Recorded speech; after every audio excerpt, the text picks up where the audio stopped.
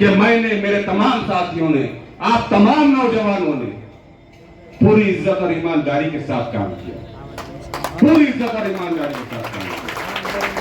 ये जितने नौजवान आज यहाँ पर देख रहे हैं, यहाँ मालूम है आपको, इतना मजमुआ खड़े करने के वास्ते 10-10, 20-20 लाख रुपए दिए। मैंने अपने वीडियो और ब्लॉग में आपको अगर कोई चीज दी है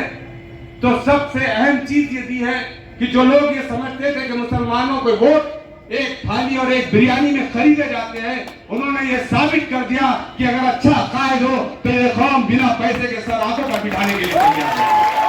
ये साबित कर दिया और ये प्रूफ हुआ है। इसीलिए अपने आप के वोट कोई खरीदने की हिम्मत करेगा ना, उसे बिखेरने की, ना उसे डिस्टर्ब करने की कोई कोशिश करेगा, बशर्ते कि अपना इत्तेहाद अपने दरमियान अपना आए। उसके बाद से ही मैं चाह रहा था आप लोगों से मिलूं, आप लोगों से बात करूं और आप लोगों का तहे दिल से शुक्रिया अदा करूं। एक बात आप लोग अच्छी तरह से समझ ले, अगर हमारा ईमान पुख्ता है, अगर हमें इस बात का यकीन है कि दुनिया में जो कुछ भी होता है वो अल्लाह की मर्जी के बगैर नहीं होता है, अगर ये यकीन हमारे अंदर है तो आप मेरे बहुत सारे वो बयानात तकरीर के दौरान आप सुनिए, जब मैं आपको ये कहता था कि मेरा और आपका काम ये है कि हम मेहनत करेंगे, शिद्दत के साथ मेहनत करेंगे और नतीजा जो भी हो हम ऊपर वाले पर छोड़ेंगे, अल्लाह पर छोड़ेंगे। नतीजे जिस दिन आए, यकीनन आप लोगों की मेहनत थी, आप लोगों की दुआएं थी, रात रात भर आप इलेक्शन के दिन भी आप रात भर जागे थे कि कब सुबह होगी और कब मैं जाकर अपना वोट डालूंगा। और यकीनन 4 तारीख के दिन जब नतीजे आने वाले थे, उस रात भी आपकी कैसी कैफियत थी मैं अच्छी तरह से समझ सकता हूं। आप लोगों ने इस शहर के अंदर 2 बार जश्न इम्तियाज मनाया। हम जब जश्न मनाए तो वो इतना बड़ा जश्न था कि शुरुआत कहां हो रही थी और वो खत्म कहां हो रही थी किसी कैमरे के अंदर कैद नहीं हो सकता था, क्योंकि सड़कों के ऊपर सिर्फ सरों का समंदर देखने को मिलता था। तो यकीनन आप लोगों की, मेरी, हमारी सबकी ये ख्वाहिश थी कि तीसरी मर्तबा भी ये जश्न मनाने का हमें मौका मिलेगा। बहुत सारे नौजवानों ने उसकी तैयारी करके रख ली थी। कुछ बच्चे रात में छोटे छोटे झंडे और छोटी पन्नी के अंदर हरा रंग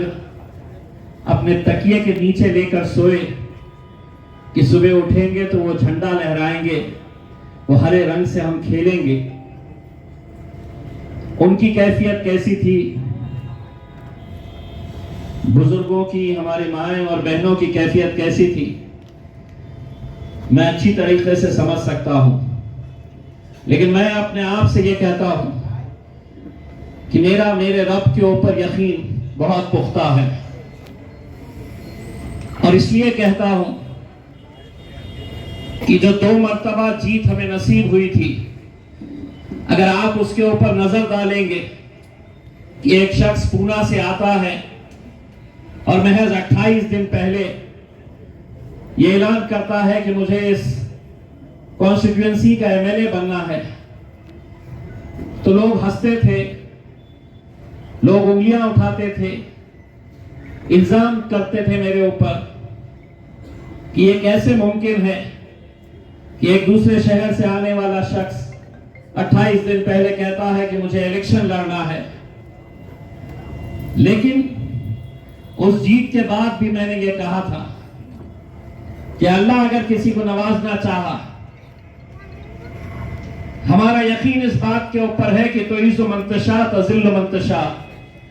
इज्जत का और जिल्लत का देने वाला खुदा है। लेकिन अल्हम्दुलिल्लाह इतनी मुखालिफत होने के बावजूद भी आप लोगों ने एमएलए बनाया,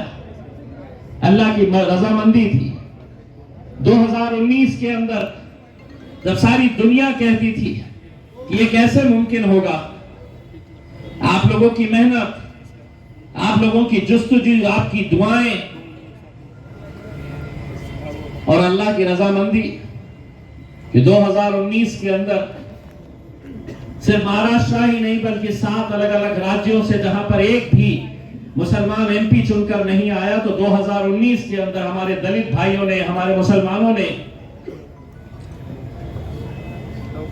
हमें एमपी भी बनाया। 2024 सभी लोग जानते थे कि ये इलेक्शन उनके लिए कितना अहम था। तो सारी साजिशें जितनी भी रची गई थी, क्योंकि 2019 के अंदर जब किसी को यकीन नहीं था कि हम जीतेंगे तो हम जीते, 2024 के अंदर नेचुरल है, राजनीति है, पॉलिटिक्स है, हर एक ने अपने तौर के ऊपर सारी साजिशें रची कि किस तरीके से गिराया जाए। 3,41,000 वोट हासिल करना अकेले वाहिद हमारी पार्टी, किसी का कोई सहारा नहीं, अपने बलबूते के ऊपर हम मैदान में उतरे, ये जानते हुए कि एक तरफ उद्धव ठाकरे की शिवसेना है, कांग्रेस है, शरद पवार की राष्ट्रवादी कांग्रेस है, सत्ता में रहे, पैसे से लबालब, दूसरी तरफ एकनाथ शिंदे की शिवसेना, भारतीय जनता पार्टी और अजीत पवार की राष्ट्रवादी कांग्रेस, 3 पार्टियां ये तरफ, 3 पार्टियां ये तरफ, और हम अकेले मैदान के अंदर उतरे। उसके बावजूद भी हमारा यकीन बड़ा पुख्ता था कि हम पूरी ताकत के साथ लड़ेंगे, उतरेंगे मैदान के अंदर। और आप लोगों ने दिन और रात एक कर दिया। गांव में, शहर में,